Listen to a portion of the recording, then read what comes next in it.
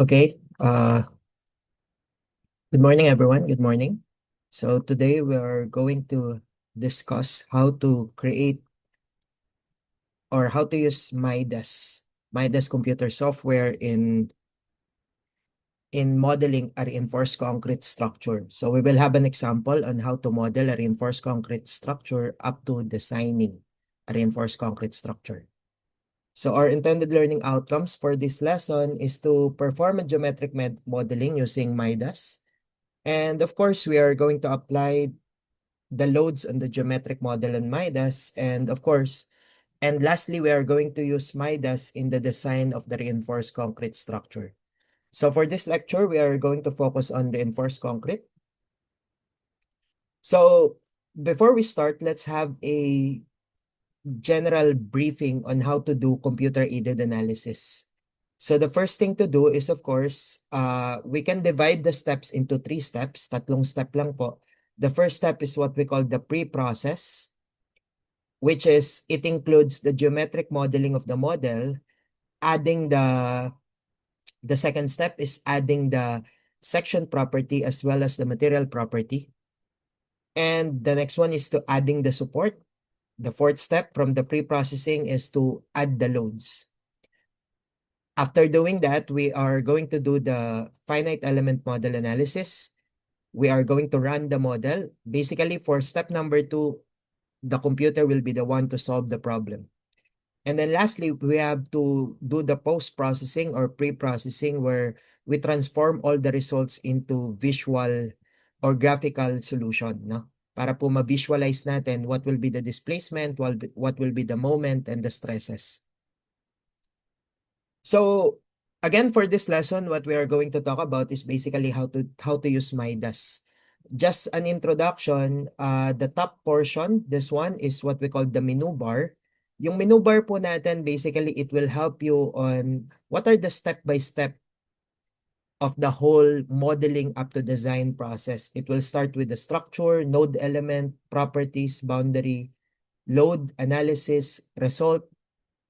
Pushover is an advanced analysis. So, off po muna tayo dito. And then you have the design and then you also have the tools.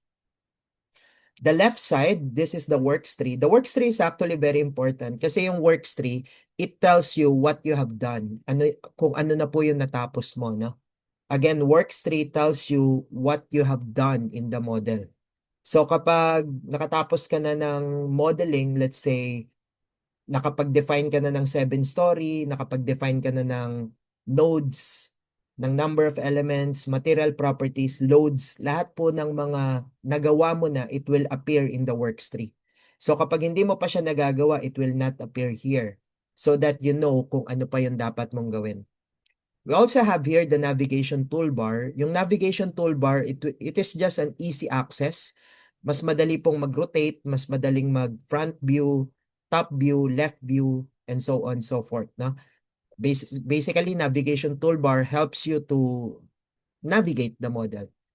Message window, it tells you if there's any error or if you are going to run the model. Dito nyo po makikita na nagsusolve pa siya.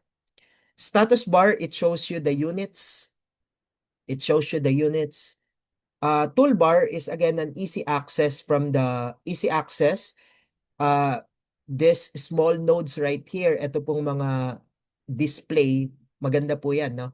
Because kapag ka gusto mong makita lang, for example, isang frame, mas madali po, i-click mo dito sa toolbar para yung frame lang na yun yung makikita mo. You also have here the display. You also have the select nodes, select all, unselect all, and so on. Na? Later on, we'll discuss it in using an example. But this is the uh, graphic user interface of Midas. It's actually user-friendly. Madali lang naman siyang gamitin.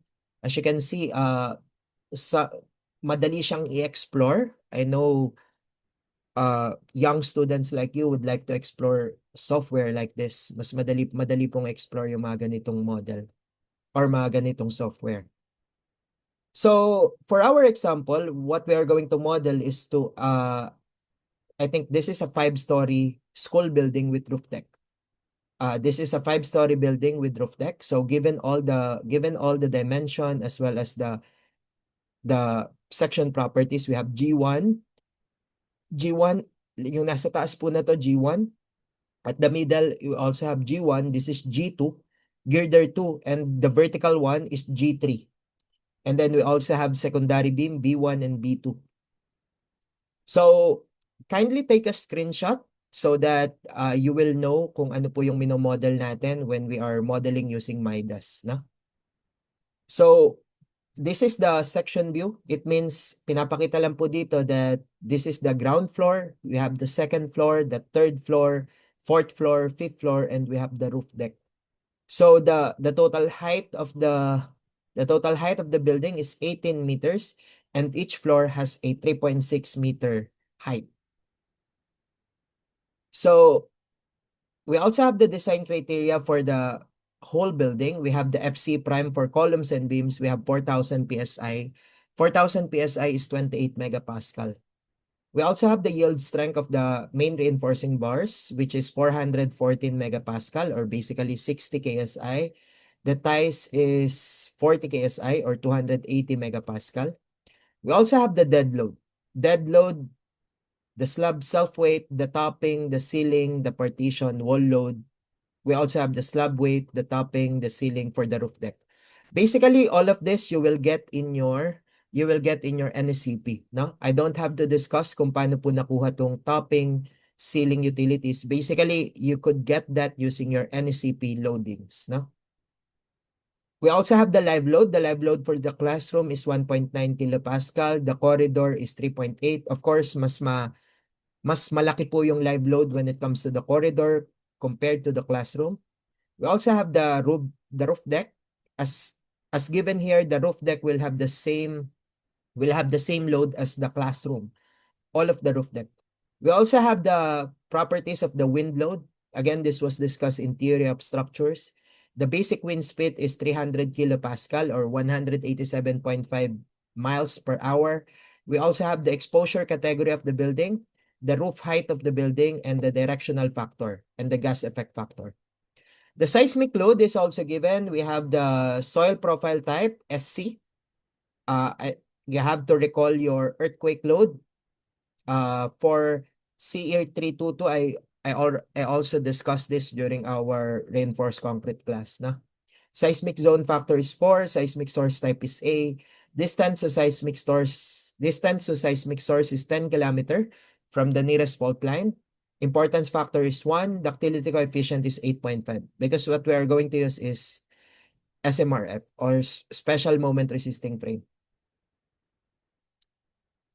These are the section properties. For C1, it will be 600 by 600. C2 is 500 by 500. Girder and beams for the G1, 300 by 550. 300 is the width, 550 is the depth. G2 is 300 by 450. G3 is 300 by 500. B1 is 250 by 450. So, stiffness scale factor, or basically the cracking factor, 0.7 para sa column, girder is 0.35. It's important that you crack the column and the girder, because again, in reinforced concrete structure, what we are analyzing is actually crack section. So kailangan po crack section yung kino-consider natin when it comes to RCD. So now let's open MidasGen. I hope you already installed MidasGen. If you don't have MidasGen, then try to install it, no? Try to install it, because you will be using it for your stay in TIP. So I'm using MidasGen 2021, although it's almost similar to the recent MidasGen. So I'm going to create a new project. We just click new project. If you click new project, as you can see here, basically it will be a very clear window. Wala pa pong laman. So first thing to do, we have to check the tools. We click the tools, and then we go to preferences. For the preferences, we go to design and load code. For the design and load code, we have here for design code of steel, of course, what we are going to use is AISC. For the design code naman po ng concrete, it will be NSCP 2015. For SRC is composite reinforced steel concrete SRC. So hindi po sa atin kasama to. For the rebar, ang properties po na gagamitin natin is actually for the rebar that will be PNS. PNS is Philippine National Standard, Philippine National Standard. So for the rebar, it's Philippine National Standard, PNS 49. So ang kailangan lang naman pong ayusin dito is the steel and the concrete as well as the rebar. If you go to load code, sa load code, dito po sa taas, load code naman yung i-check natin. For the wind load, ang gagamitin natin is IBC 2012 because that is in accordance with ASCE 7. ASCE 7 is the same as the requirement in the Philippines. So, ang gagamitin natin ASCE 7.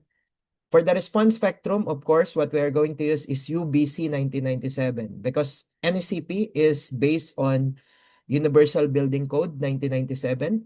So basically, you just check the wind load and the response spectrum. Ito po yung cutting gagamitin. You click OK. After OK na po yung ating tools, we go to properties. Of course, we have to define all our section properties. So if you click on the properties, lalabas po yung material and section.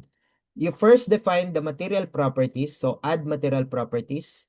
The first material do we have is of course concrete. Yung concrete natin, the material for concrete is 4,000 PSI. So I'm just going to name it C4000 and then I'm going to look at the standard. The standard is ASTM, as we all know, American Society of Testing and Materials. And we choose the standard 4,000. The standard is grade C4000. If you are using standard, basically all of the properties here will be automatically filled out. Kasi nga po standard naman na ginamit natin, C4000. So if that is standard, okay na po yan, no? Standard na yan, material, C4000. Click apply. Click apply if you want to, if it's okay. Kapag apply po yung kinlik natin, pupunta lang siya dito sa property, hindi pa siya magko-close. Ibig sabihin, gusto mo pang maglagay ng another property. But if you don't have another property, let's say concrete lang naman, edi click okay na. If you click okay, then we have here the ASTM. The ASTM for this is now a property for our concrete. And then we go to section. After you go to section, i-add na po natin yung mga section property. You click add. Basically, if you click add, lalabas na po yung section dito. We have the C channel, I section. All of these are properties for steel. Ngayon, ang property po natin is for concrete, solid rectangle tayo. So for solid rectangle, then for solid rectangle, let's go back to our properties. We have C1, C2, G1, G2, G3. So I'm just going to take a snapshot also para hindi ko makalimutan. For you, take a snapshot also para po hindi nyo makalimutan. But we are going to define this one. So for the first one, ang name natin C1. So my preference when I am modeling, nilalagay ko sa pangalan yung size. So ganito ako magpangalan. Pero depende naman sa inyo 'yon. If you don't want to put the name and then just put C1, no? Pag DB, ibig sabihin po ng DB standard. Kaya lang wala naman tayong standard sa solid rectangle kaya siya walang lumalabas dito. So we click the user defined, ibig sabihin tayo po yung maglalagay nung section. So naka-meter ito, so of course lalagay ko dito 0.6 by 0.6. So and then we check the offset. Dapat po yung offset dito nakalagay center to center. Bakit center? Kasi when we are defining our column, yung center po niya, yung line element natin, nilalagay natin sa center ng column. So dapat naka-center to center yan. So kung center to center yan, just click apply. Pag kinlik ko yung apply, pupunta na po siya dito sa may property data. Nadagdag na yon. So pwede pa akong magdagdag ng ng another section. Kasi kapag kinlik ko yung okay, magko-close na po itong section data. Kung maglalagay pa ako ng mga susunod na property, if I'm still going to add another property, then it's better to click apply para dire-diretso po tayong maglagay ng property. So section number 2, it will be C2 naman. C2 is 500 by 500. Then I'm just going to change the size 0.5 by 0.5. Again, center to center kapag column, and then click apply. And then we go to girder. Girder naman tayo, G1. G1, that is 0.300 by 550. 300 by 550. Again, user defined, the height is 550 and then the width is 300.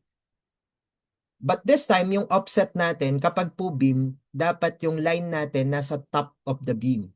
So, papalitan natin yung offset, gagawin nating center top, and then we click OK. So, center top, dapat yung red point, dapat nandun sa top ng beam.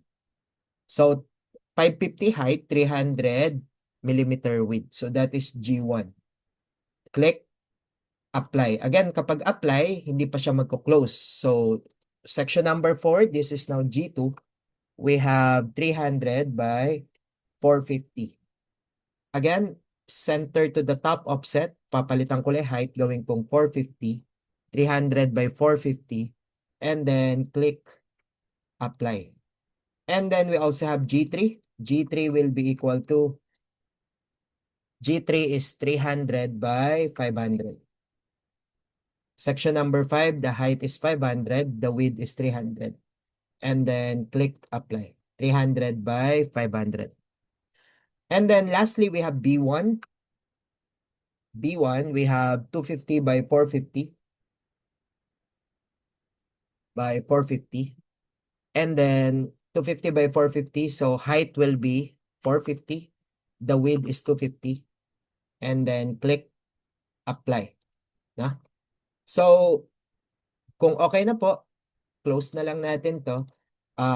If you would like to check yung mga nilagay mong property, you could click modify, lalabas po yung size. 250 by 400, tama naman. G3, 300 by 500, tama rin. We have G2, 300 by 450, that's also correct.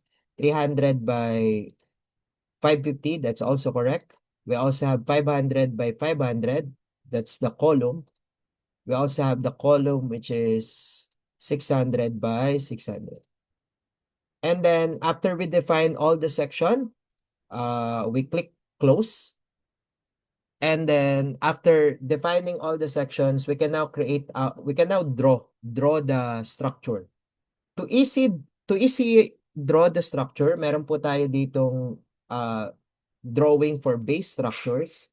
We could draw actually the frame. Ibig sabihin, kaya na nating mag-drawing ng isang buong frame agad. So, it's much easier to draw it this way para mas mabilis. So, if we click frame, click natin yung frame, lalabas po yung frame wizard. Basically, yung frame wizard, siya na yung magdodrawing sa'yo based on the spacing na ilalagay mo. So, balik tayo dun sa ating framing plan, no? So, basically, ito po, meron akong G1, meron akong spacing na 4,000, and then the other is 4, 5, 4, 5, 1, 2, 3, 4, 5, 6, 7, 8, 9, 10. 10 4.5, isang 4,000, tapos isang 4,000 ulit. So, if I'm going to go here sa frame wizard, ang una ko, 4 meter. Isang beses lang yon, so 1. So, add ko yung x-coordinate ko, add. So, ayun na-add na yung coordinate. And then the other one will be, we have 4.5, 10 4.5, 10. So, I'm going to write 4.5. Basically, i-save, don't forget to save pala, no? So, save ko muna, no? So, that is 4.5, 4.5, and then I have to repeat this 10 times kasi 10 beses yung spacing na 4.5. I will add the x-coordinate. That's it. Nasa 49 na ako. And then I'm going to add another 4 meter na isang beses. Kasi meron pa akong 4 meter dito na last, no? So, add x coordinate, a total of 53 meters. I think that's correct. 53 meters yung width ng ating building. And then the next one will be at the y-axis. So sa y-axis, mag-start tayo at 2.5 tapos 7,000. So una, ang distance number 1, 2.5. Isang beses lang yon. So add z coordinates. And then the next one, we have 7 meters. So 7 meters. So 7 meters, add. So ayan. So a total of 9.5. I think that's correct kasi 9.5 naman talaga yung width natin. So after that, you can see here the points na parang kamukha naman po nung frame natin. After that, uh you could go to here, edit. You could generate the frame. Pag nag-generate ka ng frame, ano ibig sabihin po ng generate frame? Based on the nodes, ito kasing input natin, nodes pa lang to, mga point pa lang. Sa edit, maglalagay na siya ng element. It will add element dito sa mga points natin. So, if we click generate frame, ayun, naglagay na po siya ng mga ng mga frame elements, na? Naglagay na siya ng mga frame elements. So, if you want, you could actually add the properties. So, ano kayang properties ang magandang ilagay natin, no? So, ang properties natin, basically, most of our section is actually G1. Kung mapapansin nyo, G1, G1, G1, itong dalawang row, parehas G1. So, ang gagawin ko muna sila lahat G1, tapos later on, I will change the other elements. Gagawin kong G2, itatama ko na yung iba, no? So, if I click apply, uh, ah, before I click apply pala, I go to insert. Kasi dahil frame wizard to, dahil po frame wizard yan, basically, what you've drawn is about X and Z axis, nakatayo. Dahil nakatayo yan, dahil frame po, no? Pero ang gusto natin, naka-floor plan, ihiga natin siya. Ihiga natin, basically, papalitan natin yung rotation. Iro-rotate natin siya. So, we are going to rotate by, one moment.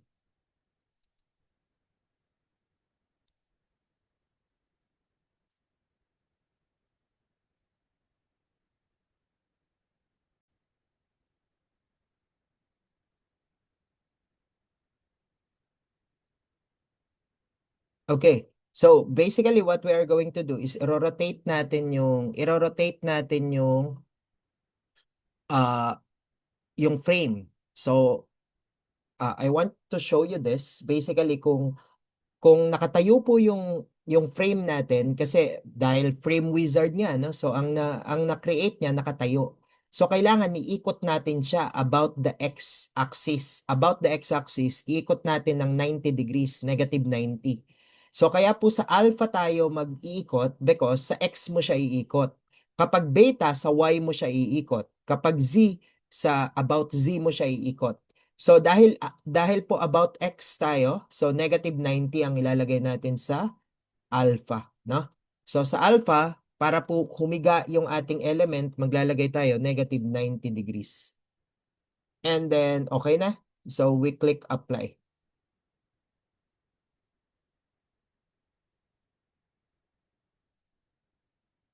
Hmm.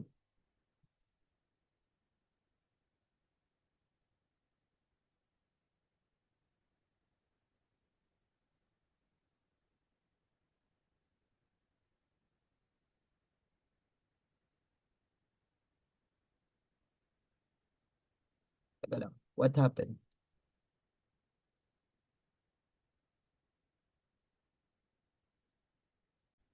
Okay. So as you can see, na buo po yung frame natin, no? So nagkaroon lang na kapag hinanap ko kung saan nagkamali. Basically, kapag ino-on ko yung 3D view, may malaking lumalabas. So, when I check here, the properties, So, in section properties natin, ang nailagay ko pala dito, millimeter. So, we just have to change this. Gagawin mo lang tong 0.55 and 0.3.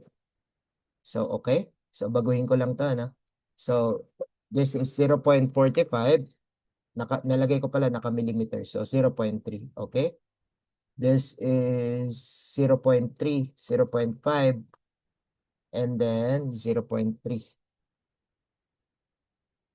This is 0.45 by 0.25.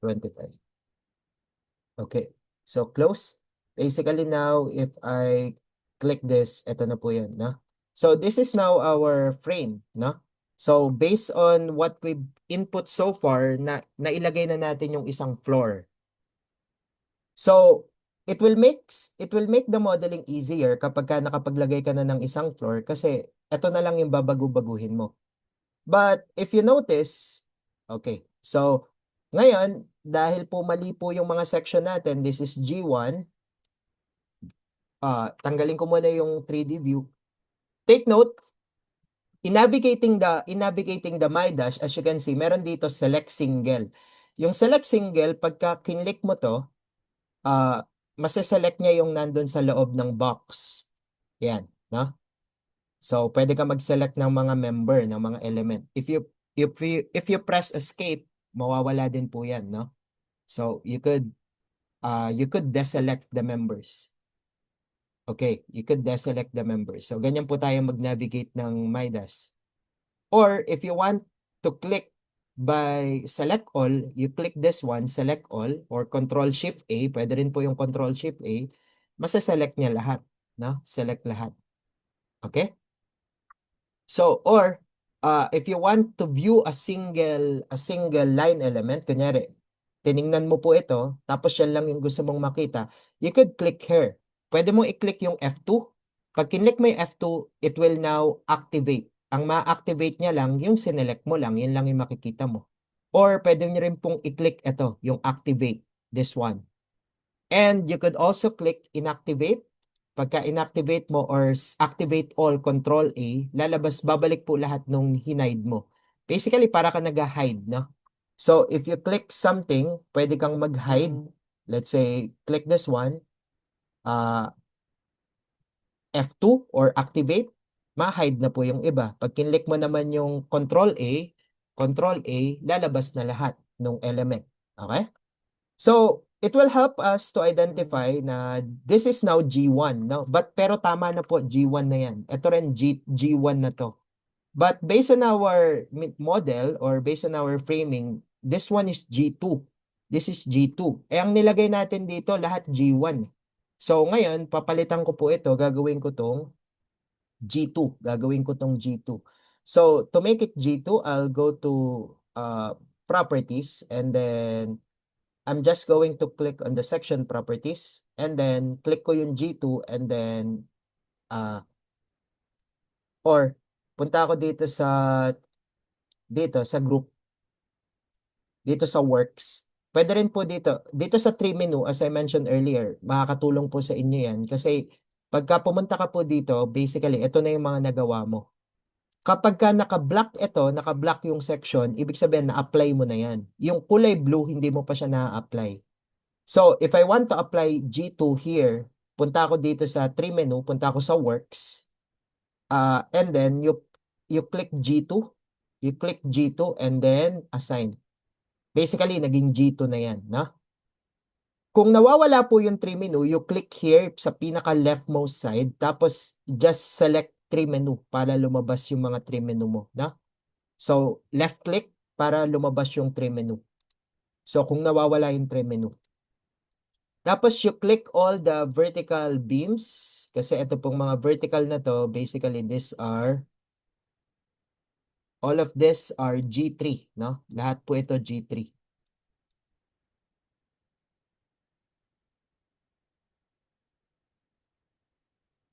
Lahat ito G3. G3. So, I click G3 here and then assign. So, basically, nabago ko na lahat ng mga properties. If you want to check, you could go to view punta ka po sa view, tapos you click display, you click display option. Sa display option, you go to draw, and then you click on the section/thickness color, you click random color, and then apply. Ibig sabihin po, pagka ganun, lahat ng iba't ibang properties, mag-iiba-iba ng kulay. Para at least mache-check mo kung na-apply mo ba ng tama yung tamang properties. If you also click this one, itong 3D view, pag kinlik mo yung 3D view, lalabas na yung 3D view niya. So sa 3D view, mapapansin mo na, yung iba, yellow, ibig sabihin yan yung G3. Yung red, yan yung G1, which is correct. G2, yun yung green. Na? It could be different color on your part kasi random color lang naman yung inassign ko. So it could be a different color on your part. Na? So now, i-check na natin yung, if you want to navigate pala dun sa model mo, pwede mo pong i-click itong nasa right side. You could click the left view, the top view, the front view, right view, back view, 3D view. Okay? So, basically, if we look into our element, kapag chinek natin tong element natin, mapapansin natin yung beam nakahiga. Which is hindi naman dapat yan, 'di ba? Dapat yung depth natin nakatayo. So mali yung orientation ng ating beam. That is because bakit mali yung orientation niya? Kasi coming yan sa frame wizard. Dahil po nanggaling siya sa frame wizard, dapat i-rotate natin ngayon yung local axis niya. So para ma-rotate yung local axis, click all lang natin yan, select all, and then what we are going to do is go to node/element, and then punta ka po dito sa change parameters. Sa change parameters, pagka kinlik mo change parameters, may lalabas dito sa tree menu. Sa tree menu, meron niya material ID, section ID, thickness ID. So, you could go to element local axis. Sa element local axis, pwede mo nang baguhin yung beta angle or basically, pabaguhin natin yung yung local axis natin, itatayo natin sila, gagawin natin siyang 90 degrees. So, if we click apply, if we click 0 pala kasi yung 90 degrees, yan yung ngayon. Inikot kasi natin kanina ng 90. So, if we click 0, we click apply.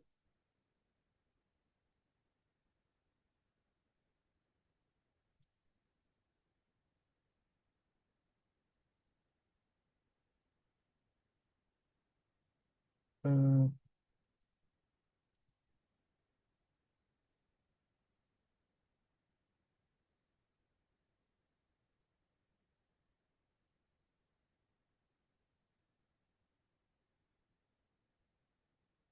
dapat nasa frame pala tayo. Kaya ayaw kanina. Naka-frame ako. Naka-frame, no?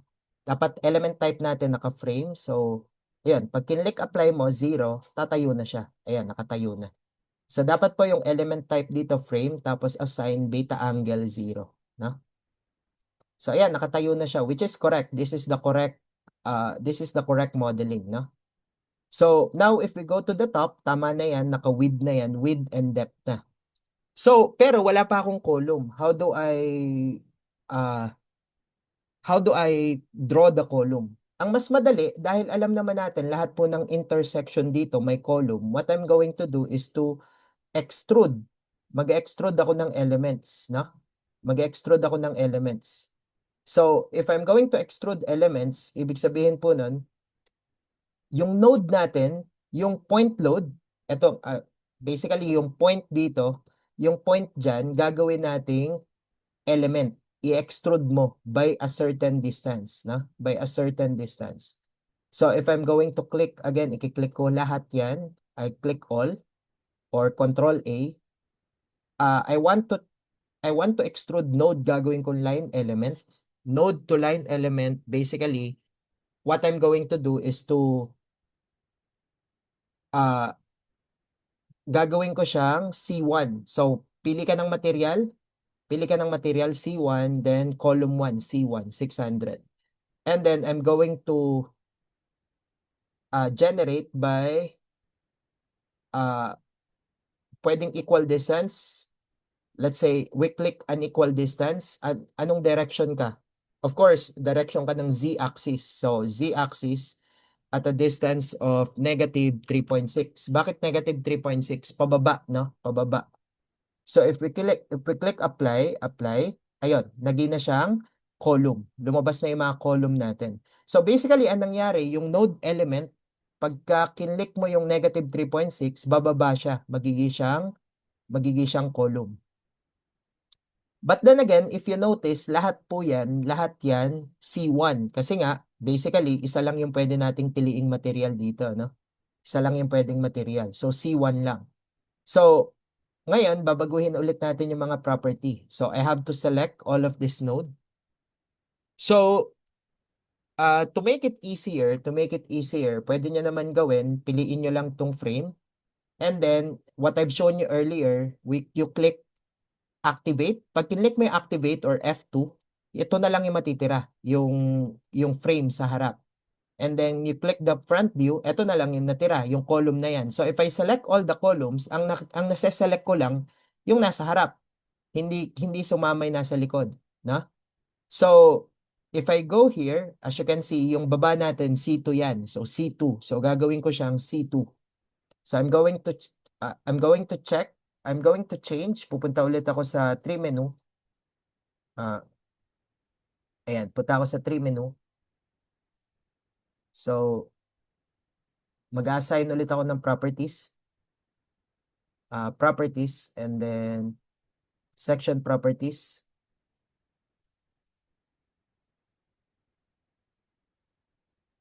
Uh,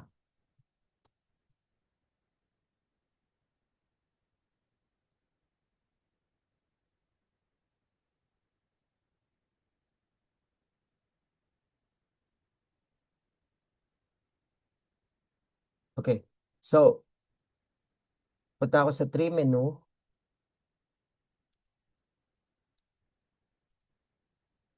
Ay, ito pala. Ito pala yung trim menu ko. Hindi ko makita. Nasa right side ko pala. So, punta ako dito sa works. Again, I'll I'll click C2 and then assign. Ayan. So, naging na siyang color yellow. So, activate. Activate ko mo ulit lahat or control A. You could notice na meron na akong C2, meron na rin akong C1 with the correct assigned elements, no? Tama na po yung elements ko. Okay? So now, if I go to top view, okay na yan. Tama na yung mga section natin. But if we go back dun sa ating floor plan, meron tayo ditong secondary beam, B1. Yung B1 natin nasa 3.4 meters, 3.4 meters, 3.4 meters. So, kailangan kong hatiin po ito ng 3.4 meters. So, the thing that you could do, pwede nating iselect to. Select natin tong mga element na yan kung saan may 3.4 meters na beam. Hahatiin ko yan ngayon. What I can do is I go to element, tapos i-divide ko yan. I'm going to divide the element by 3 point. I-divide ko siya by 3.4. So, i-divide ko by 3.4, unequal distance yun kasi hindi naman equal, no? So, i-divide ko siya ng 3.4 and then I click apply. So, if I click apply, mapapansin nyo, meron akong node dito, no? Anyway pala, kapag nagkamali ka pala or if you've done something wrong, pwede pong mag-control Z. Pwede mag-control Z, no? Pwede mag-undo. Pwede mag-undo. So, since tama naman to, it's fine. So, what I'm just going to do is I'm going to draw. Pwede na ako mag-create ng elements. If I click create elements, lalabas po ito, no? So, what I'm going to do is to basically select B1 kasi yung material ko concrete naman pero yung beam ko B1. So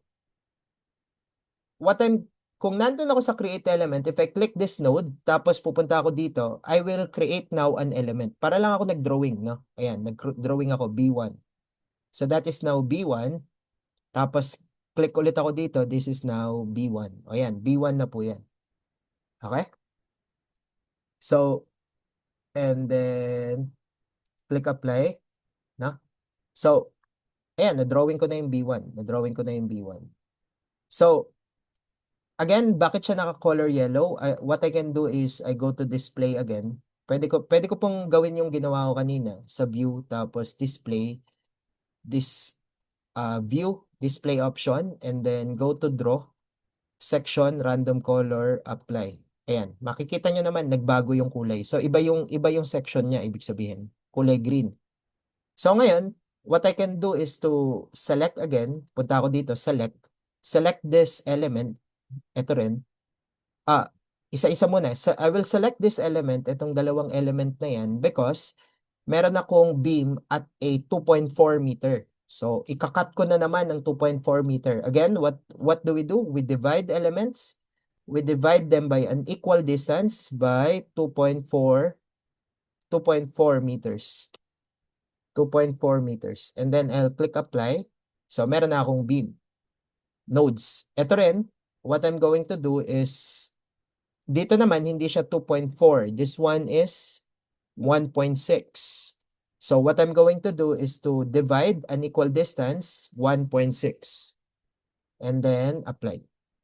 So meron na akong nodes. Meron na akong nodes dyan. What I'm going to do is to draw. Mag-drawing na ako.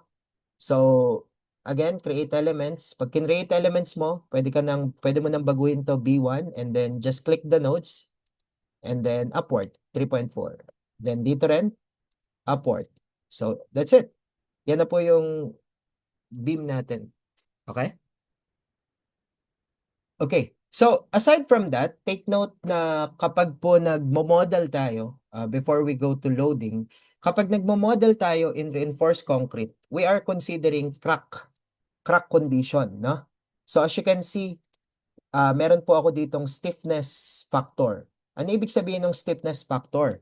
Because when we are designing, kapag nagde-design tayo, we are considering crack member. So kapag crack member, dun din sa model natin, dapat makonsider na crack sila. So para makonsider din na crack po sila, mag-a-apply tayo ng factor which is 0.7 sa column, 0.35 sa girder. No? So paano natin i-apply yon? That is what we call dito sa model, stiffness modifier. Mag-apply tayo ng property. So basically, ito po yun, scale factor, no? Section scale factor. So, pag click nyo po yan, ulitin ko, ano? Scale factor, section scale factor, section scale factor. So, ito po, mag-click tayo sa section. So, sa section, sa column, maglalagay ako ng, sa IY ko, maglalagay ako ng 0.7 saka IZ. 0.7 and 0.7 sa stiffness, no? Sa stiffness.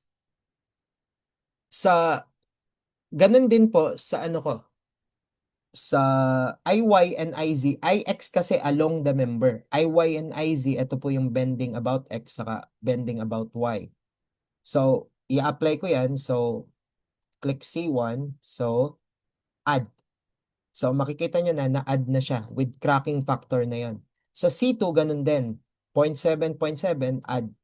Sa G1, G2, G3, ang ilalagay naman natin 0.35. 0.35 cracking factors. So, actually, pwede naman na IZ na lang kasi yun lang naman po yung moment. Ang moment lang naman natin sa beam is about the z-axis. So, 0.35. So, pwedeng Z na lang. But some modeler sinasama pa yung IY.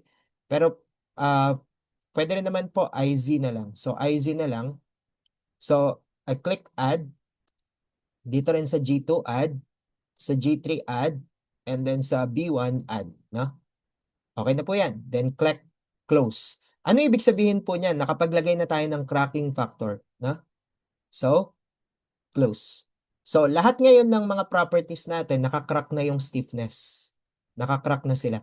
As you can see, dito sa tree menu, makikita natin na, nakapag-apply na tayong lahat ng properties, lahat po sila black na. Kasi kapag may blue dyan, may hindi ka pa na-apply. And then, kapag dito rin, naka-apply na rin yung ating section stiffness scale factor or yung cracking factor natin. Okay, so tama na po yan, no? So, what we could do now, next thing to do, pwede na tayong mag-apply ng ah, pwede na tayo mag-copy. Pwede na natin yang i-copy, no? So kasi basically isang buong floor na to, isang buong floor na. Ika-copy natin ngayon yung floor. So what I'm going to select is isa-select ko na po lahat, Control A. Or if ayaw nyo po nung select using the cursor, pwede ka rin mag-Control A. So pwede rin Control A, no? So pag sinelect mo yung lahat, punta tayo dito sa elements, mag-aano na tayo, magka-copy, no? So basically, pupunta tayo sa ah,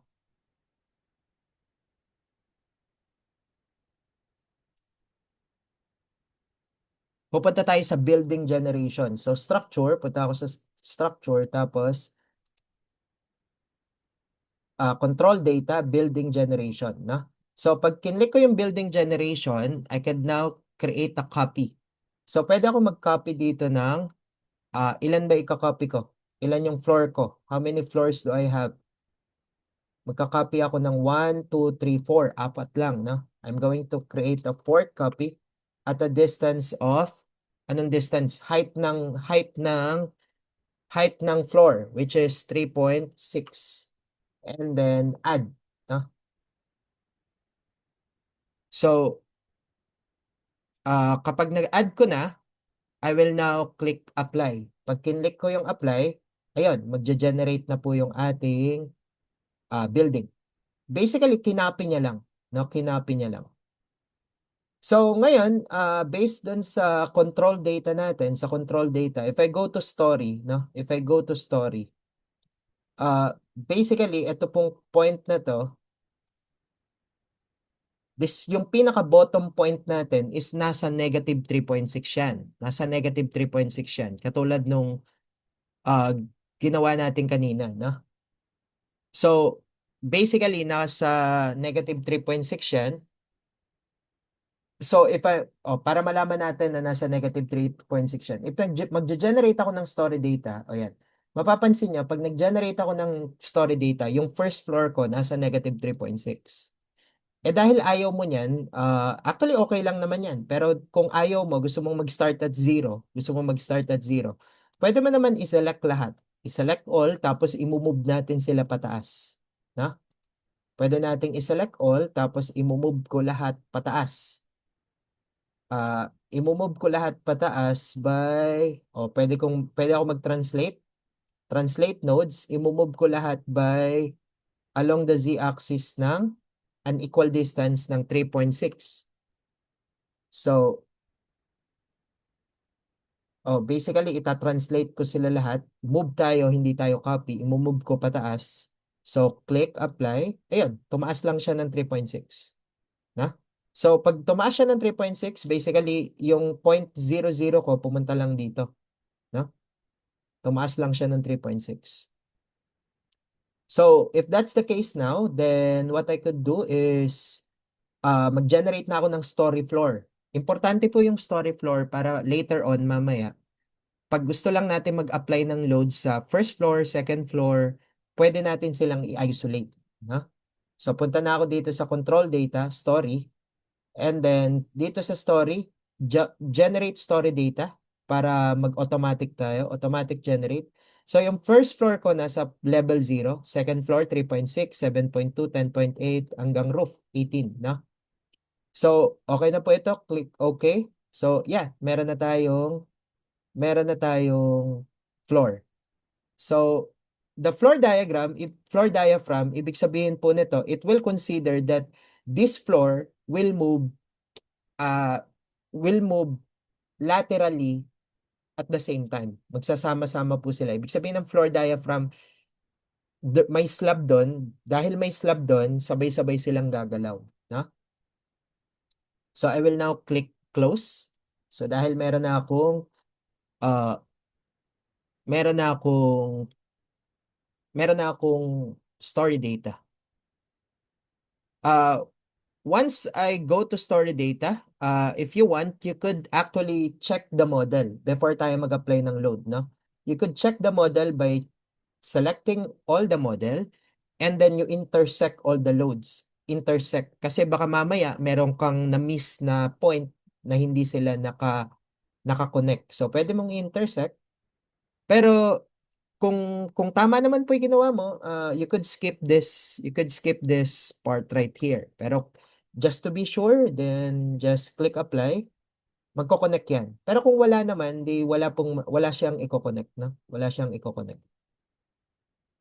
So kung tama naman yung pagkakagawa mo, so wala siyang i-connect. Okay? So I think for me, okay naman ako. Okay, so we have now the model. So kung okay na po yung ating model, what we have to do is to apply the support. Before tayo mag-apply ng load, apply muna tayo ng support. I will click here, front view. Kapag nag-click ako ng front view, tapos kinlik ko yung select ko lahat ng nodes dito. Ibig sabihin, iyan po yung support ko, no? Support. So, if I go to boundary, ibig sabihin ng boundary, yun yung support ko. I can define the support, gagawin ko siyang fix. Kasi kapag ka po column, naka-fix yun. Gusto ko naka-fix. So, translation all, rotation all, and then apply. Oh, kapag kaganyan po, ibig sabihin, naka-fix yung support ko. Hindi siya nagro-rotate, hindi siya nagta-translate. No? Walang rotation, walang translation. Naka-fix support. Fix support yan. So, after defining that, I can now define my loads. So, okay na ako sa lahat ng geometric modeling. Ngayon, mag-apply na ako ng load. I go to load, and then you go mag-define tayo ng static load case. For the static load case, ang una nating ilalagay, of course, ide-define natin lahat ng mga common loads, which is the dead load. Lagay ako ng dead load. So that is DL. DL, dead load. Click add. You also have the live load, LL. Click add again. And then you also have the wind load. For wind load, kung yung structure nyo po is hindi siya symmetrical, kung hindi siya symmetrical, dito, ito kasing building natin, regular, no? Square na square. Pero kung yung building mo hindi, kailangan po maglagay ka ng wind load along X saka wind load along Y. Dapat meron kang W plus X, yan yung wind load along X. So, click wind. Lagay tayo ng wind load. Saan na yan? Wind load, ito, W. Wind load on structure. Wind load along X add. Tapos W minus X. Add ulit tayo. Tapos meron kang W plus Y. W plus Y along Y. Add ulit tayo. Tapos W minus Y.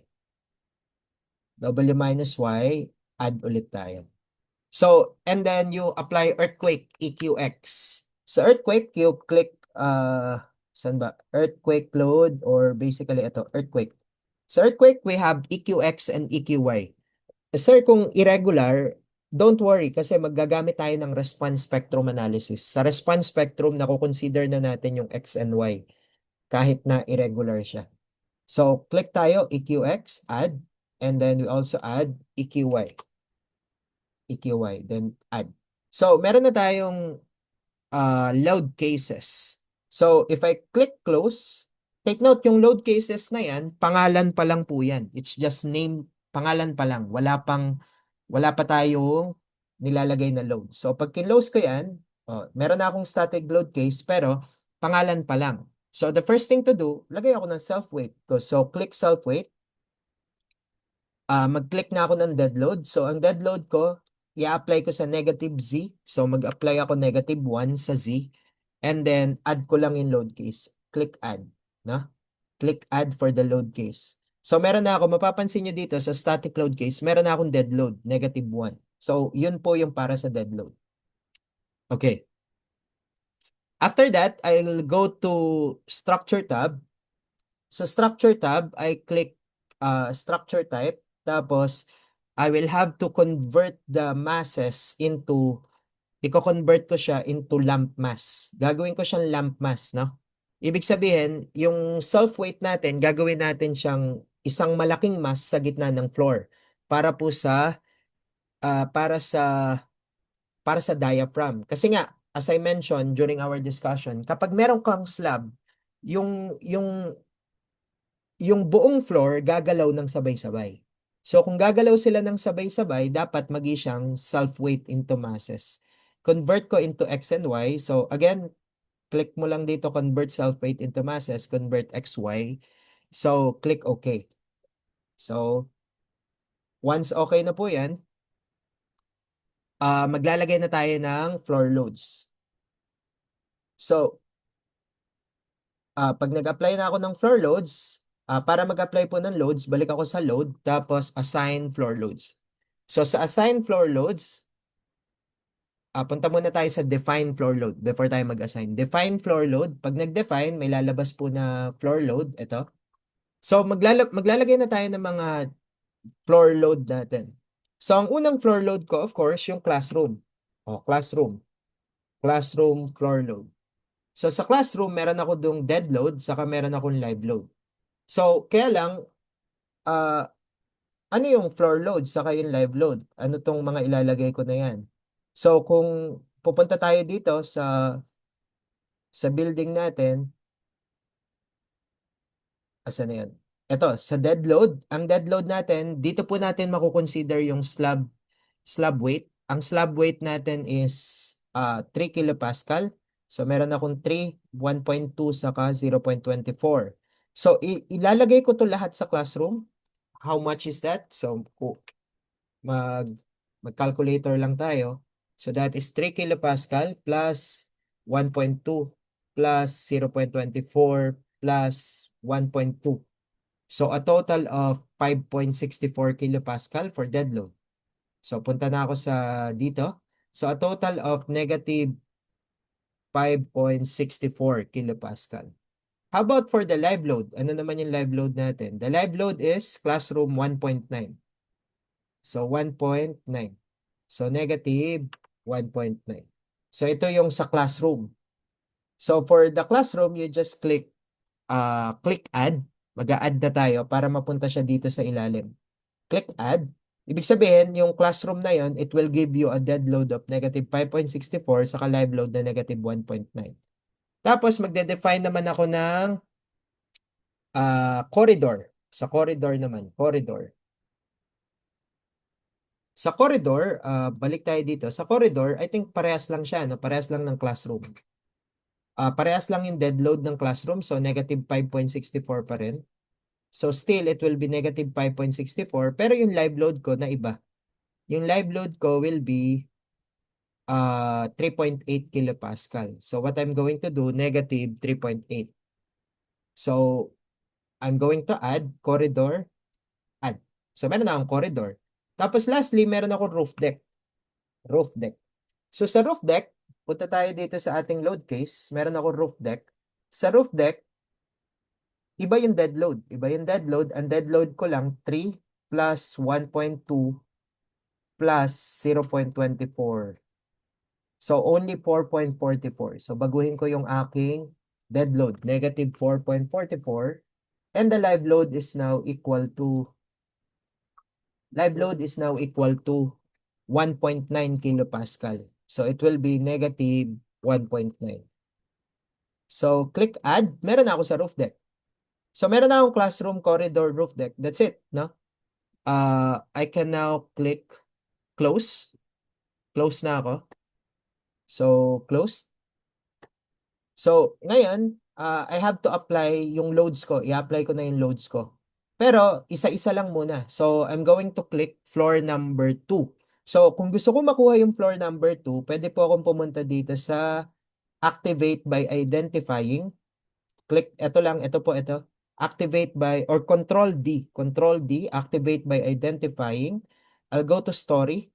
Tapos, I'll click second floor, this one, second floor. And then, I'll click, kung gusto ko nung floor, floor lang po. No? Kapag kasi may boat, taas sa kababa. Above, kukunin niya yung taas ng second floor. Below, kukunin niya yung below ng second floor. So, gusto ko floor lang. Kung floor lang, click active. So, matitira dyan, second floor lang. So, ito po yung second floor lang. Ngayon, mag-a-apply na po ako ng mga load. So, kapag kinlik niyo po assign floor loads, ito, assign floor loads, lalabas yung nasa left side ko. Andito na yung load type, yung floor load type na dinefine natin earlier. Andito po yung classroom, corridor, saka roof deck. So if you want, of course, mauna muna yung classroom. So lagay ko na yung classroom muna, classroom. Tapos i-apply ko siya two-way. Marunong naman po mag-identify kung one-way, two-way, no? So again, just a recap, one-way po siya kapag, dito ko na lang sulat, one-way, our, our, our slab is one-way if the S over L is less than 0.5, one-way yan, one-way. Pagka naman yung S over L is greater than or equal to 0.5, then that will be two-way.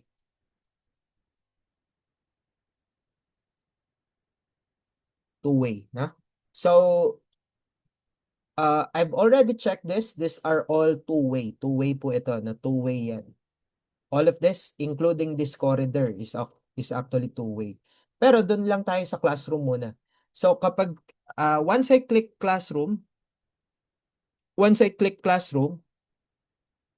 ide-define na natin yung floor load. Kaya lang, take note, yung floor natin pare-parehas sa third floor, sa fourth floor, sa fifth floor. So, equal po yung floor load natin. Yung ilalagay ko sa second floor, equal yan sa third, fourth, saka fifth. So, copy ko siya ng 3 beses. And I could copy floor load along Z, 3 beses at anong height? 3.6, no? 3.6 meter. 3 at 3.6. 3 at 3.6, na? 3.6 meter. 3 beses natin siyang i-copy. So, again, two-way. Ngayon, punta ka po dito sa nodes. Nodes defining the load area. Pag kinlik mo yan, it will go, para siyang magi-green. Ngayon, kiklik mo na yung boundary. You have to click the boundary of the load. So, kung dito ako mag-a-apply ng load, ikiklik ko yung boundary na pumapalibot po dito sa sa classroom. Dahil dito po yung classroom, dito ko siya ilalagay, no? Basically, I will put classroom here, mula dito, dito, dito, dito, dito. So hangga't hindi nagsasara yan, hindi yan matatapos. So, yeah, that will be my classroom. Nagkaroon ng error. Error, floor load contains errors. Duplicate elements were entered in the same location. Duplicate elements were entered in the same location. Okay? So, I've tried to find the problem kasi kanina hindi natin ma-apply yung loads, no? So basically ang sinasabi pong error is that meron daw duplicate member. Siguro may 2 beses akong na-click na nung nagdino-drawing natin tong secondary beam. So what I did is I closed the software and then I open it again. Nung inopen ko yan, chinek ko yung message window dito. So nung chinek ko yung message window, basically chinek ko yung message window, lumabas po ito. Ito, lumabas yung warning. So doon dahil because of this warning, nakita ko na merong mga overlap na element. So meron daw nag-overlap daw si 573 to 28568. And then how do I change paano ko po ni-resolve yung problem? Ang ginawa ko, punta ako sa element tapos nag-delete lang ako. Delete, pinik ko yung delete element dito sa element, delete element, tapos pinik ko yung mga number like this one. Yung 573, dinilit ko, 228, 568, 223, 343, and so on. So, dinilit ko po itong lahat para at least mawala na yung overlap. No? So, with that, you can notice makakapag-apply na tayo. So, let's continue. Apply natin yung load. No? Let's apply the load. So, first is, let's go to load. Tapos, assign floor loads. Again, ganun pa rin. Classroom muna tayo. Tapos, yung load natin, ikakopy natin ng 3 beses. 3 at 3 at 3.6, mag-a-apply tayo ng 3 at 3.6. So, I'll click the loading area. Ang loading area natin, 1, 2, 3, 4, 5, 6. Ito. So, yan lang po yung classroom. So, based on what you see, ayan, nakikita nyo, na-apply na po natin yung two-way load. We're also going to apply the corridor load. So, apply ko na rin po yung corridor. So, for the corridor, this one, dito naman siya, no? So, corridor. This one, this one, this one, this one, this one, this. So, kinuha ko lang yung extent ng corridor. So, nakikita mo dito, nasa classroom na siya. Tapos, ito rin na-apply ko na yung corridor. And I will also apply yung dito. Kasi ito one way eh. So, kapag one way, click mo lang one way, and then, click mo lang yung extend ng one way. So, one way, that's it. And then, one way po ulit dito. Yeah, so I have here one way and then one way. No? So, one way load and then one way load. So, again, kung gusto mong ma-check kung na-apply mo na yan, I think hindi pa na-apply yung isa, no? Yeah. So, i-check ko muna tong, i-apply ko rin to. Apply ko yung one way load. Yan, so one way. So, I have one way and then one way, no?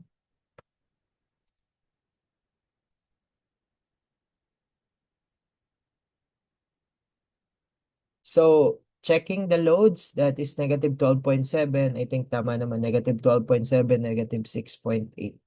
Okay, so, yan na po yung loads natin. So, nakapag-apply na tayo ng floor loads.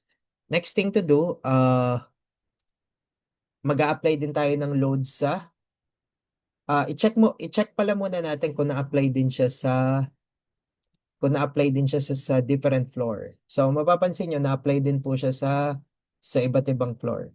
Ang wala lang yung roof deck. So, sa roof deck, mag-apply po tayo ng loads. So, apply din natin yung loads natin sa roof deck. Again, activate. Activate by identifying. Ito yon. And then, we just click the roof floor. Pakita ko pala sa inyo, no? Let's say, for example, kapag second floor, tapos kinlik mo above, active, kasama yung column sa above. Pagka naman below, kasama yung column sa ilalim. Pagka both, kasama yung taas at baba. Pero kapag floor lang, let's say roof, floor lang yun. Yan na matitira. Na? Okay, so floor above. Floor above tayo. Apply natin yung roof deck. Roof deck. Again, apply pa rin tayo kung two-way, one-way. No? So dahil two-way tayo, again, wala nang copy kasi mag-isa na lang yun. So define floor. This one. This will be two-way. Ito, two-way to lahat eh. No?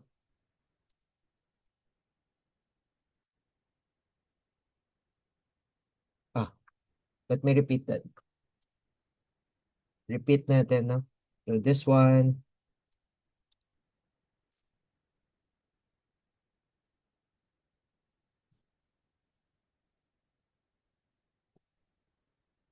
That's it. Ulit. So, hindi ko sinasama to kasi one way to, no? So, just for, para correct lang, no? So, hindi natin isama yung, hindi natin isama yung one way.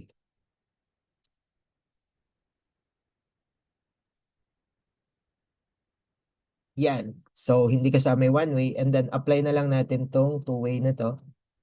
Yung naiwan. This one. And also this one. Tapos, apply din natin yung one way na naiwan. One way. Still, roof deck pa rin. This one, one way tayo.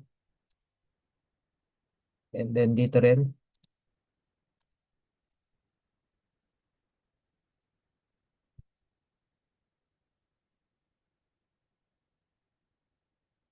Yeah. So, we have one way. No? So we have the one way and then one way and then two way. So once we apply all the floor loading, na-apply na natin lahat ng floor loads. Ito. Na-apply na natin lahat ng floor loads. Then, we can now check yung, we can now apply yung wall load natin. Meron tayong external wall. Meron tayong external wall. So, para sa external wall, top view, i-apply natin yung external wall sa lahat ng external beam. Nasa external beam, no? So, meron tayong external wall, which is to be applied, uh, one moment.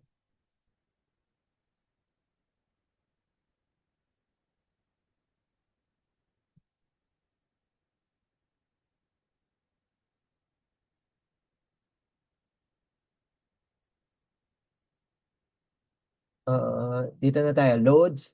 Ano naman tayo? Element loads, no? Element loads tayo. But this is dead load. And then uniform load na tayo. Global Z. And the uniform load that we have going back here is, ito wall load natin, 10.87. 10.87. So, we apply 10.87.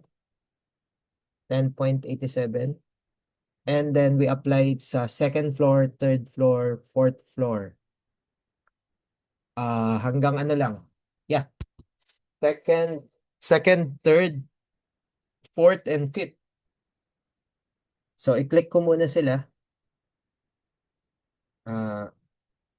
Activate muna. Activate by identifying second floor muna. Second floor, floor, active. So, second floor lang yan. So, closed. So, mag-apply na tayo. Apply. Floor load. Negative 10.87. 10.87. 10.87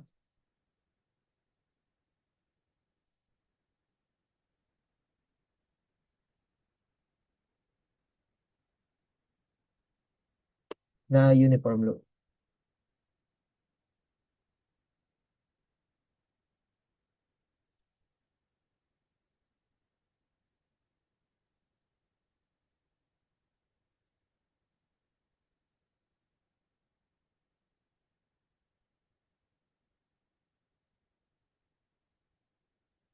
So ngayon, i-click ko na, select tayo, select natin tong mga element, this one, this one, this one. Pag sabay-sabay na natin, basically wala, i-click ko muna lahat, no? Activate all, tapos i-select ko, activate by identifying,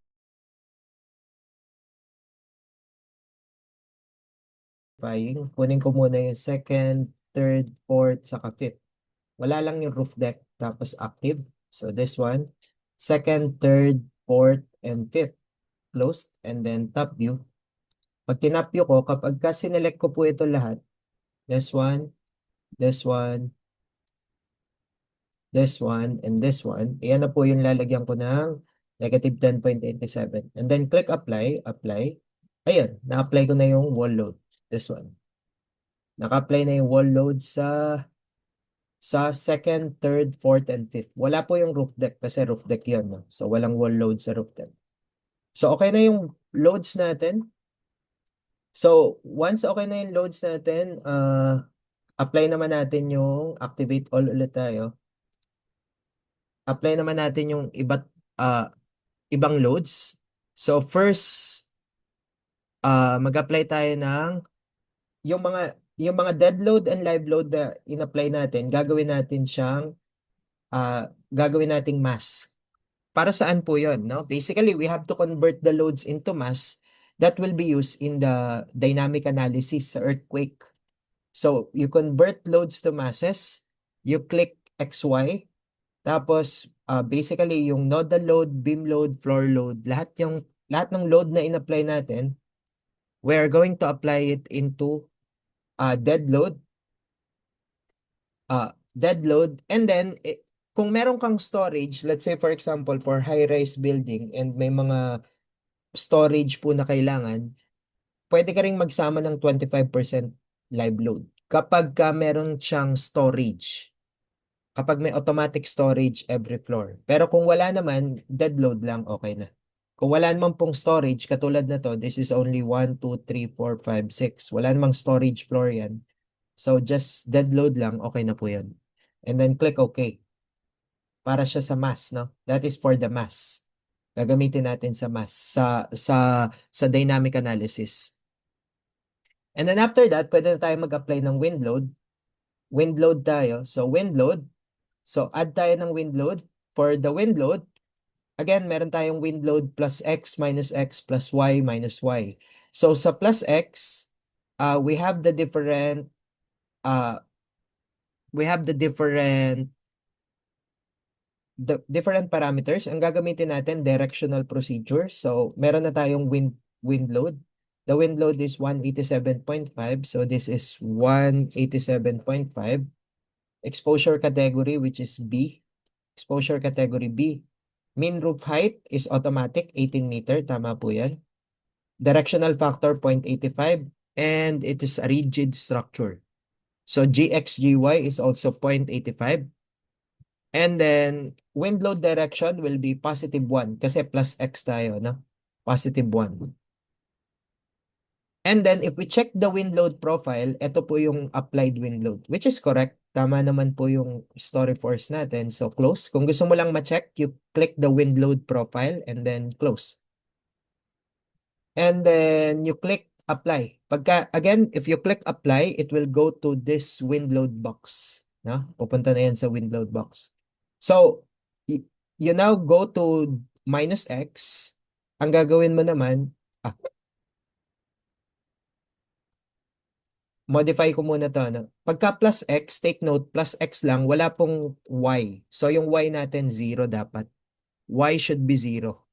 X is 1, y should be 0. Okay? Kapag plus x, again, x is 1, y is 0. Then, click OK. So, add lang po ako, no? W plus minus x na minus x. AC 7, that's correct. And then, ulitin ko lang, 187.5. This should be exposure category B. Mean roof height, 18.85, rigid structure. This one, minus x, so 0 yung y, negative 1 naman po tayo, negative 1, no? So, wind load profile, dapat sa y direction 0, nasa x lang siya. Okay? Click apply. And then, plus y naman tayo. Sa plus y, dapat 0 yung x, positive 1 naman. And then, click apply. And then, ganun din, negative y naman, negative 1 sa y, and then, apply. So, meron na tayong plus x minus y, plus y minus y. So, okay na to. So, we have 4 wind loads. And after that, we can now apply yung ating earthquake. But anyway, just for ano pala, for documentation purposes, if you go here sa wind load profile, no, andito rin po yung wind load calculation sheet. Kung gusto nyo pong isama ito sa manuscript, okay lang din. Para at least alam mo kung paano na-calculate yung wind load. Okay? After calculating for the wind load, you close this and then close. You now apply the seismic load. Apply na tayo ng seismic load.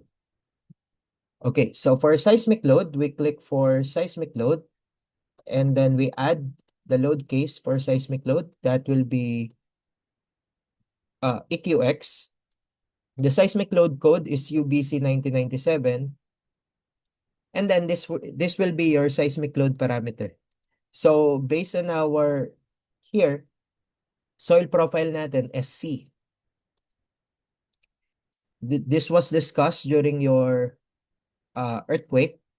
Sa RCD rin, diniscuss ko na po ito. So seismic zone 4 tayo. Source type A, 10 km. Source type A, 10 km. And then 1. Ang ductility coefficient natin is actually 8.5, no? The ductility coefficient is 8.5. 8.5. For the period calculator, meron ditong tatlong pamimilian. Take note, yung tatlo pong mali mamimilian, if I go back here dito sa ating code, eto yan sa method A. Yung first one para sa steel moment resisting frame. The second one is para sa reinforced concrete moment resisting frame, so which is what we are using. Yung third one is all other building. So dahil po gumagamit tayo ng reinforced concrete moment resisting frame, dito tayo sa pangalawa. So kung pipili ka dito sa pangalawa, dito yon sa number 2. No? Sa number 2, click OK. So click OK, ayan po yung period natin calculated. And then the seismic load direction factor will be kapag EQX, dapat 1 yung X, 0 yung Y. And then wala po tayong accidental eccentricity, and then we just click apply. So apply, meron na tayong EQX. And then we also apply EQY, but this time yung EQY natin, X direction is 0, Y direction is 1, no? So click apply. So if you want to check the seismic load profile, ito po yung seismic load. Kung gusto mong kukunin yung calculation sheet, ito po yung calculation sheet. Basically, yung pang-calculation natin ng earthquake. So, close, and then close. Meron na tayong EQX and EQY. Okay? Now, we are going to apply the response spectrum analysis. So, yung response spectrum analysis, para yun sa dynamic analysis. So, para sa response spectrum analysis, we go to dynamic load. Instead na static, click nyo yung dynamic, tapos RS function. Pag kinlik mo yung response spectrum function, mag-a-add tayo ng response spectrum. Yung response spectrum natin nakadepende sa design spectrum natin. Yung design spectrum, UBC 1997, ito yung nasa code. Tapos, apply lang natin yung data for automatic calculation, which is SC, which is what we have. Asan yun? SC, seismic zone 4, and then seismic source type A, 10 kilometers. And then max periods, max period is 6. Okay na to. Click OK. This is our response spectrum. So, click apply and then OK. Ayan. So, meron na tayong response spectrum. So, for this response spectrum, gagawa tayo ng load cases. So, close ko lang, create RS load case. So, for the response spectrum load case, meron tayong RS major, which is yung RS response spectrum along X, saka response spectrum along Y. So, ang load case natin, RS major axis along X, ang direction niya will be major axis. Ito, auto search angle major. Tapos, ang scale factor will be 1 over R. 1 divided by 8.5. Bakit siya 8.5? Because the R factor is 8.5. Pero kung ang ginamit mo 7, 6, then 1 over 6 yan. Pero dahil ang R factor natin 8.5, 1 over 8.5. And then, we apply the damping ratio, UBC 1997, 5%. And then, we click add. I-add lang po natin siya dito. Dito sa load case. Click add. So, meron na tayong RS major. Ngayon, papalitan natin to. Gawin nating RS ortho. Gawin nating RS ortho. Basically, yung orthogonal naman. Orthogonal. RS ortho. Ganun pa rin, 1 over 8.5. And then, add. No? RS ortho. So, after that, we can now create the mode shape analysis. So close ko na to. So dito sa when we go to analysis, check muna natin eigenvalue. Ito po yung mode shape, no? So sa mode shape, ang gawin natin, subspace iteration, ang number niya 10 mode shape, no? 10 mode shape, and then click OK. Maglagay tayo ng 10 mode shapes. After that, we can now perform the analysis. Kasi okay na po tayo dito, no? Okay na tayong lahat. We can now perform the analysis. So, perform analysis. If you want to show, kasi hinide ko po yung command window, basically, i-click nyo lang dito, message window, para lumabas. Ayan. And off-diagonal masses are taken into account. Only Lanskos is available for.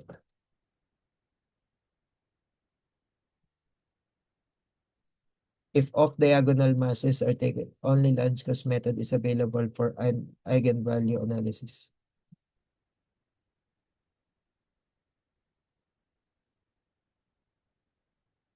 Okay, let me check kung ano nangyari.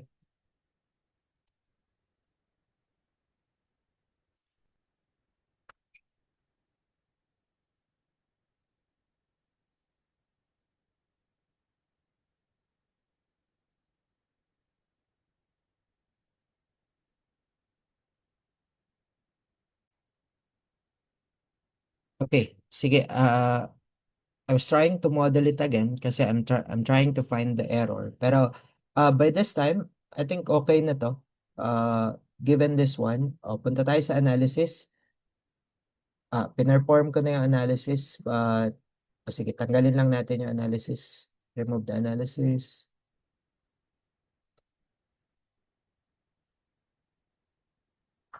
Yeah, so analysis tayo. So, again, before tayo mag-analysis, doon tayo sa load, which is dito tayo sa eigenvalue. Dapat po yung eigenvalue natin is 10, at least 10. 10 eigenvalue, click OK. And click OK, and then perform analysis.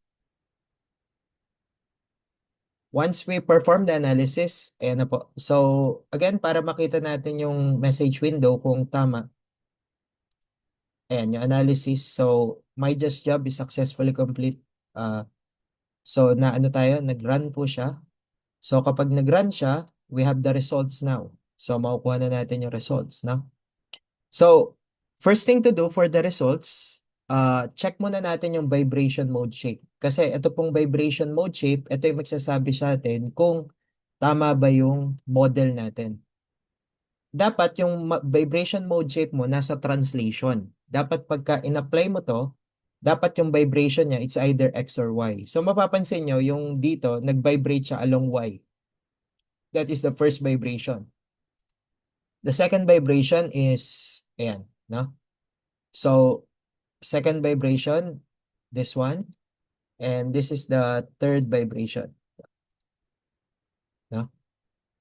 Ito po yung third vibration. So, basically, kapag okay na po yung mode shape natin, we check the vibration mode shape. So, design, concrete design, hindi, result pala muna, result value, tapos, basically, story mode shape. Ayan, may 10 tayong mode shape. So, kailangan po dito lahat ng mode shape, 10 mode shape. Okay. Sige, results muna ulit. Story, and then, ito pala, vibration mode shape. So, pagka kinlik natin yung vibration mode shape,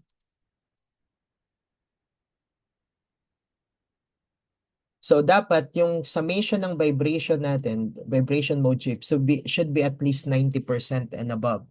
So, ito. So, yun po yung requirement ni code, no? Dapat at least 90% and above.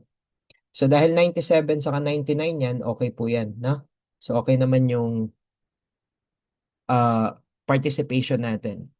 So, and then we check now, i-check ngayon natin yung reaction kasi i-scale natin yung earthquake. I-scale natin yung earthquake.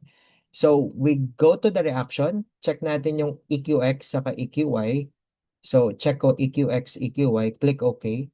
So, ito po yung reaction ko. So, ibig sabihin, ito yung earthquake reaction natin, 3408.490196.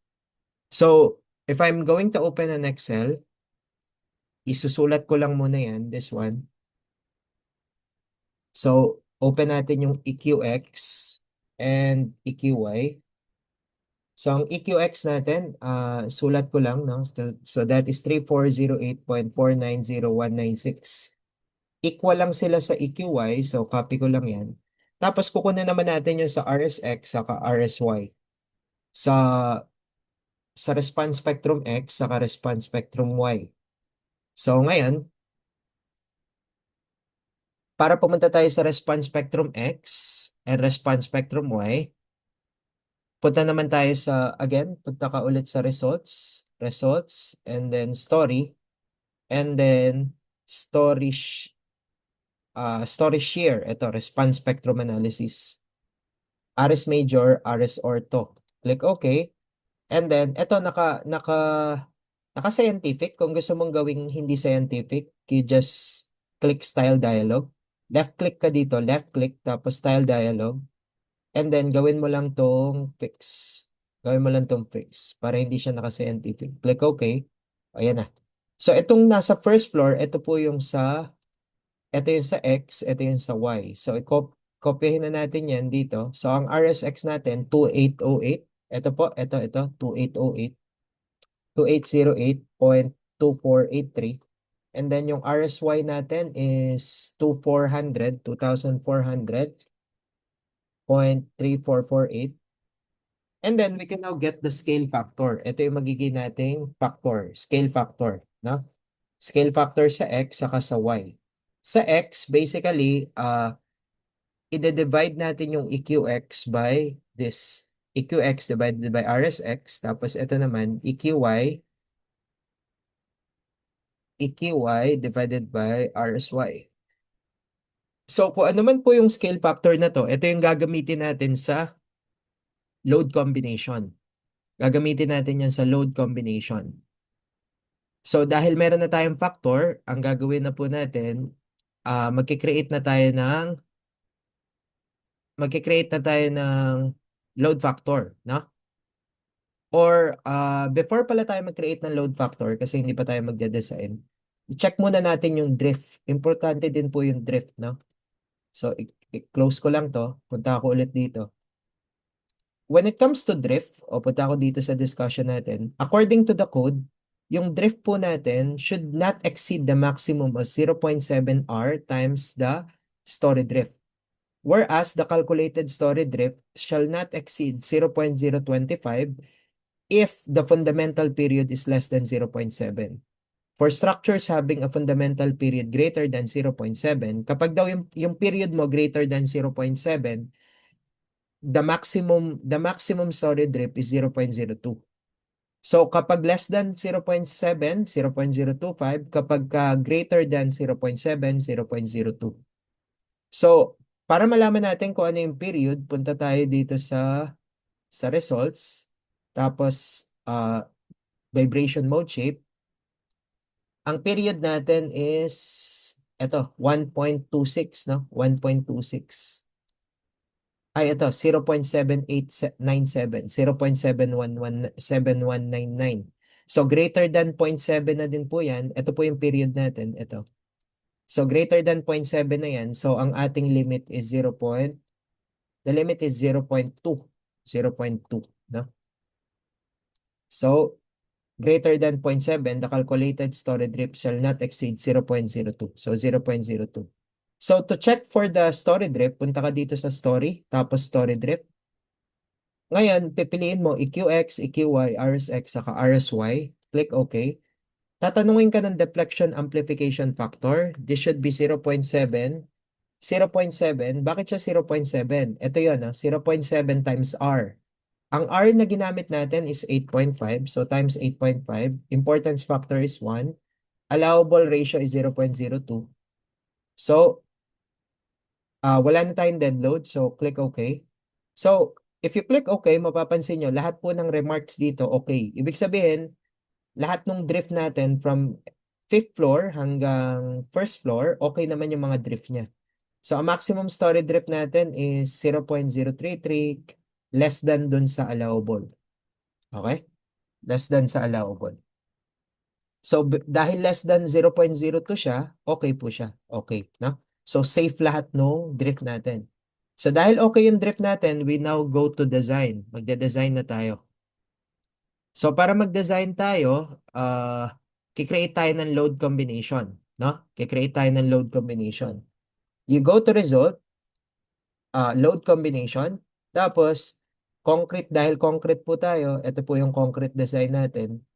Basically, pagka inopen mo yan, wala pa yan, o walang laman. So, para magkaroon ng laman, mag-auto generation ka, auto generation. Tapos, i-click nyo po dito, basically, you add concrete NCP 2015, tapos mag-a-add ka dito ng RS Major. So, makikita mo dyan, wala pang laman yan. So, i-add mo yung major. Yung RS Major mo, ang i-add mo po dito, yung factor mo. Yung factor mo sa X.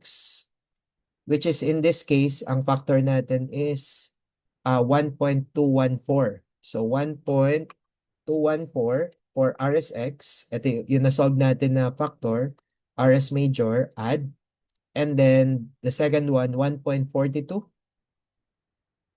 That is RS Ortho. Add. So, RS Major 1.214. Ito po yung na-compute natin na factor kanina. Yung factor, no? And then, once we add the factor for RS, for response spectrum, RS Major, RS Ortho, i-click lang natin itong plus sign para mag-consider tayo ng orthogonal effect. Consider orthogonal effect, 130 rule. Ibig sabihin, kapag nag-apply tayo ng 100% sa X direction, merong 30% sa Y direction. As per code po yan na 130 rule. And then, you set load case for orthogonal effect. Dapat po yung load case 1 is major, load case 2 is ortho. No? And then you click add. Basically, wala pa yan. RS major tapos RS ortho. Click add. Yeah. And then click OK. Para ma-consider natin yung 130 rule, dapat meron po siyang major sa ortho. Then click OK. And then, you could also set for seismic factor, for vertical seismic, for special seismic loading. Tapos, for special seismic loading,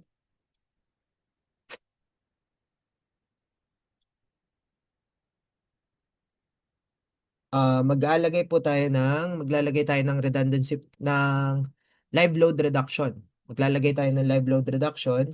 Pero ang factor natin,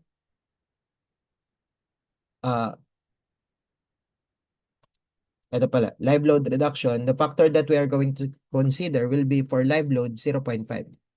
0.5, no? Click OK. 0.5 factor for live load.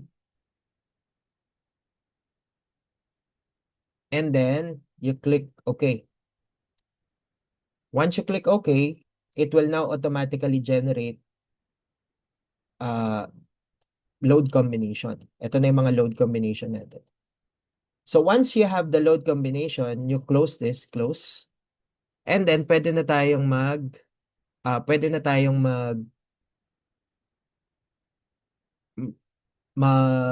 mag-design. But before that, actually pwede nyo na pong makita yung mga moments dito, no? So we have the beam moments.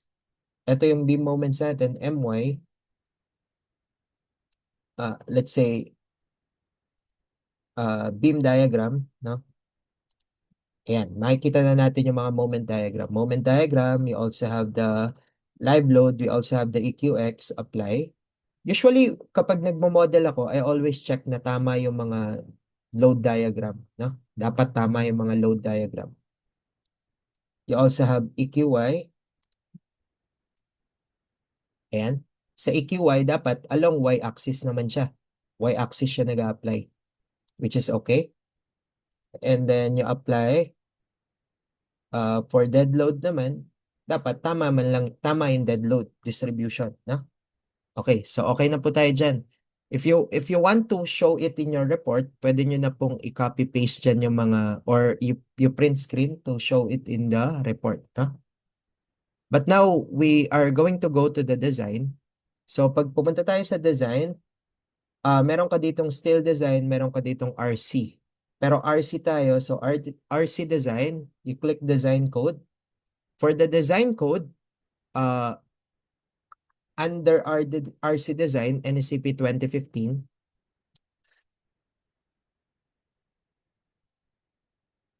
yeah, RC design, design code, ano muna tayo? RC design, design code. We are going to modify.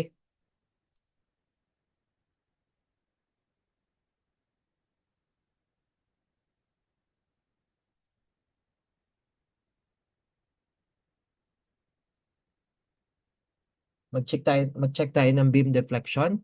And then mag-apply din tayo ng special provision for seismic design. Ayan. Special provision for seismic design because this is special moment resisting frame, no? SMRF tayo. So SMRF, yeah, consider strong column weak beam. Also consider special moment resisting frame. And then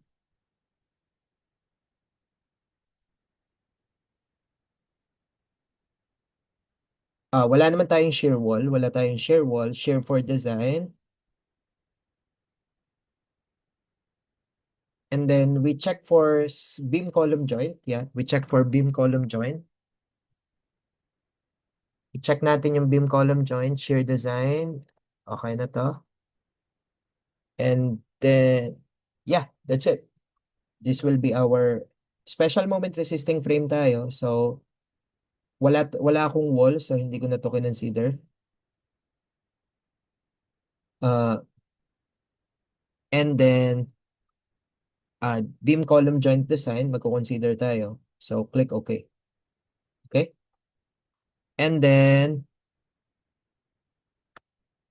maglalagay tayo ng design criteria for rebar. Modify concrete material. So, ang concrete material natin will be ASTM RC, no? RC. Again, yung rebar should be PNS 49. Main rebar is 420, sub rebar 280, no? So, dapat po meron kang main rebar 420, sub rebar 280. Click OK, no? Closed. And then, we check for the design criteria for rebar. For the design criteria for rebar, for beam design, ang gagamitin ko, 25 mm. Then, the stirrups, 10 mm. And then, this DT and DB, these are your concrete cover. Dahil 25 mm at 40 mm concrete cover, so basically, meron tayong, dito ko lang isulat, no? So, that is D top is equal to 40 plus 40 mm cover plus 10 mm 10 mm stirrups plus 25 over 2. Kaya po siya 62.5. 62.5. Na? So, kaya ko siya nilagay dito, 62.5, 62.5. And then, for column design, ang gagamitin natin, D20. So, stirrups is 10 mm. So, ang concrete cover is 60 mm. Kaya po siya 0.06, no? 0.06. Okay? Tapos, ang arrangement natin, gawin nating 6. 6 sa X, 6 sa Y. Yeah, minimum. Or, depende rin po sa inyo. Kung gusto nyo na, let's say, 4 lang. So, gawin nating 4 or 6. Yeah, let's do it 6. Let's do it 6. So, 6, 6, 6. Then, for for shear wall design, wala tayo niyan. So, ito lang. Beam sa column. So, click OK. Na? And then, you go to general parameter. Mag-click na tayo ng member assignment. So, sa member assignment, mag-assign tayo automatic, no? Automatic. And then, click all. And then, apply. Okay? So, mag-automatic na siya. Bali, pag sasama-samahin niya yung mga alam niyang magkakasama, katulad ito, isa one element to, ito one element, ito rin one element, na? So, kaya po, automatic. And then we now go to perform design. Ito, perform batch design, concrete beam design, saka concrete column design. And then click run. Once you run this, ibig sabihin, nagde-design na po siya. Nagde-design na yung ating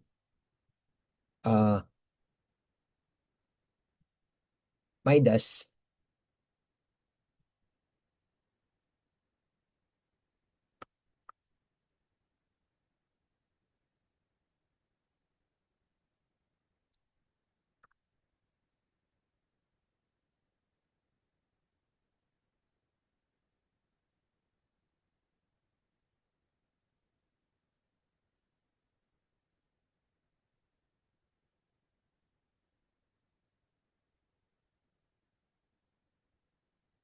Yeah.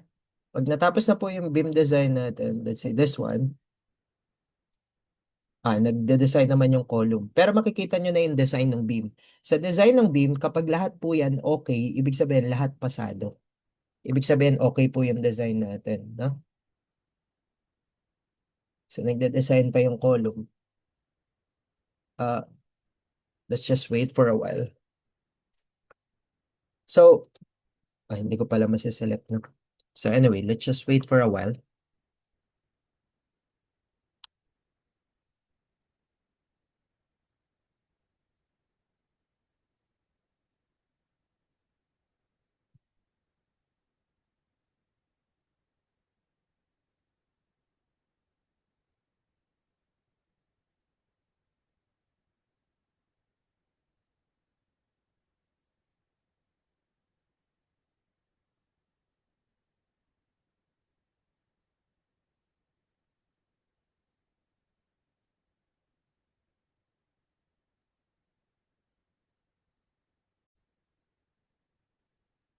Okay, so okay na yung design natin, no? So if we check this one, basically kung i-check natin to, if you check for the graphic design for B1, ito na po yung design natin. If you check for the design, ang magiging design nyo will be, ito siya. So sa left side will be tatlong bakal sa taas, tatlong bakal sa ilalim. Sa gitna, that is for B1 ha. Sa G1, girder 1. That is for girder 1. Tapos sa gitna, dalawang bakal sa taas, tatlong bakal sa ilalim. Sa right side naman, tatlong bakal, apat na bakal, saka tatlo. Apat saka tatlo. Basically, what you could do, hindi nyo naman kailangan sundin to. Pwedeng gawin nyo ng dalawang apat. Parehas na mag-apat. No? Parehas na apat. Para, para uniform. Apat sa left, apat din dito sa right. Okay? So, next one is for G2 naman. If you check for graphic, ito siya. Dalawang bakal lang. For G3, graphic, ito. We have 5 bars. Ito, 6 bars. So, gawin nyo na 6-6. 6 sa left, 6 sa right, tatlo sa bottom. Tatlong bakal sa ilalim, dalawang bakal sa taas. No? Ito na rin po yung summary. Summary yan. Kung gusto nyo makita yung detailed calculation, uh, basically, ang detailed natin will be if you go to member, ito member, tapos pipili ka lang na isa dito. Kuhanin mo yung pinakamataas dito, tapos you click detail. So pag sa detailed calculation, ito yun, nasa ilalim. Ito yan. Ito po yung basically negative moment, beta, 0.85 FC prime, and so on. This is the calculation. Pero available lang siya dun sa member. Ang member, ibig sabihin, lahat ng result na to sa member design. Per member. Kapag property, per property. Mas madali kasi sa per property para kung apat lang yung property mo, apat lang yung design. Ito na rin po yung stirrups. So, D10 at 60 mm. So, masyadong masikip to. No? So, pwede mo pang dagdagan. Gawin mong tatlong leg. Or pwede mong lakihan yung stirrups. Okay? So, you could still improve this design. No? Dalawang D10, 70. These are the stirrups and the rebar. Okay? For the column naman, ito pumagsak sa joint design. So, if we check for the graphic, pero pasado yung pasado yung moment capacity. So, di ba, we discussed dun sa moment capacity na kapag nasa loob ng curve yung kanyang point, ibig sabihin pasado. So pasado po siya. Bumagsak lang siya sa joint shear. So you could check sa joint shear. This is a joint shear is a requirement for earthquake, no? For SMRF. So, ganun din dito, graphic. Ito po, pasado to, 913. So, we could also draw the PM curve pagdating dun sa member. Ito na yung PM curve natin. You could actually explore. If you want to update, pwede nyo namang i-update yung rebar. For example, update. Nawala. You could update the rebar, no? So, basically, ito na po yung design natin.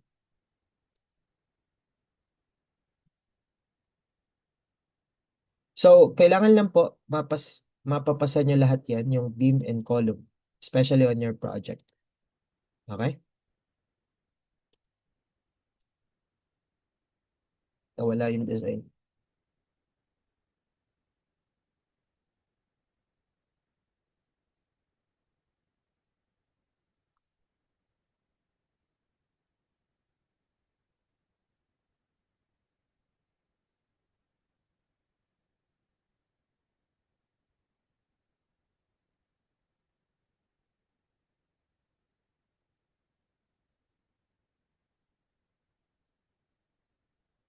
Pero yung strength design naman ng column, okay naman siya, no? Okay naman. So anyway, I will end here since it's already late. I will upload this video. So, thank you everyone.